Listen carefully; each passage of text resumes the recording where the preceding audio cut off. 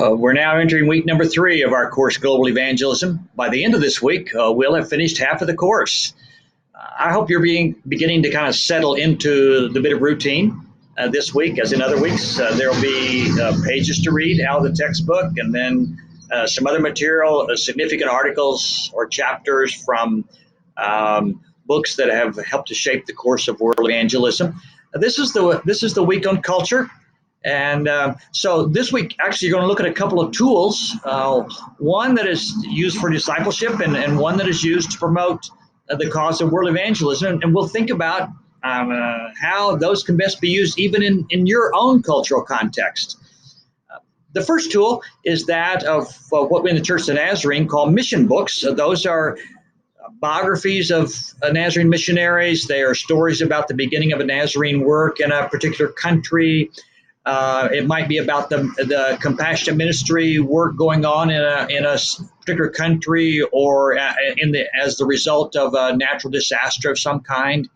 It could be the story of a national leader in some other country. At any rate, these little tools they're about 60 to 80 pages, so very brief, very easy for the layperson, the average layperson to pick up and read. They're published. And so some churches buy copies of them and pass them around to people in their church to read. You ask around, they may have some of them in your church, or they're also available free in PDF format. They can be printed out and read that way, or read on the computer screen. They're available in ebook format, such as Kindle and other ebook readers. They're also available free in recorded format, and churches sometimes download those and make them available to people to use while they're driving to work and read them that way. So I want you to read one of those. And the important thing is not so much that you settle in on the content of it, but what I want you to do is to think about how that could be used as a tool in your local church to spark missions enthusiasm and involvement and prayer. And I want you to think about how that particular item could be a tool. Now, it may be that you'll wind up saying, I don't think this particular book would challenge our people very much or spark a fire here. But you might go on to say, however, I think given the right content, it could be used, especially in the PDF format and passed around, or especially in the audio format. Or we have a lot of our people who read books on Kindle, so I think maybe we could get it for them. That would work. So think about as you come down to after you've read that book. Think about how that could be used in your local church, and give us a little bit of the content of the book. But then a significant part of your report needs to be about evaluating that tool. Now, if you're not a Nazarene, there are instructions on how you can proceed with that. Think in terms of looking at something very similar. That is material of about 60 to 80 pages long, and some kind of tool that is either used in your congregation or could be used.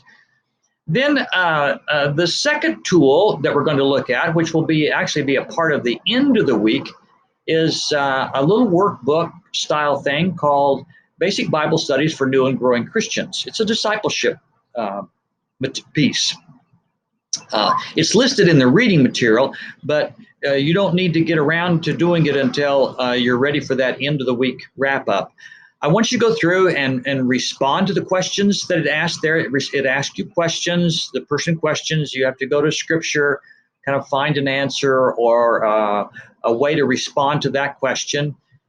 This little piece, once you work your way through it, you don't need to send in the answer. We don't need the answers to it, but I want a reflection on it. How would you envision it being used in those people who are coming to Christ through the efforts of your local church? Would it be effective in discipling them? How would the best way to use it? Would it be to simply hand it to the person and expect them to do it, and then maybe give kind of some feedback, or would it be best to have someone work with them week by week? Would it be best to do it in kind of a class situation where more than one new convert and perhaps at least one mature Christian is working through it together, or maybe it's one-on-one with the pastor?